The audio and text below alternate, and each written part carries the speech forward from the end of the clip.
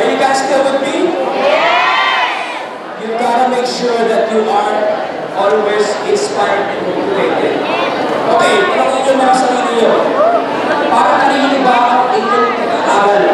Ang inyong magiging pagsisigasa sa inyong pag-aaral. Para kanino yan? Para sa inyo? Para kanino? Para sa boyfriend or girlfriend? Pinalawin ako dito para sa puka.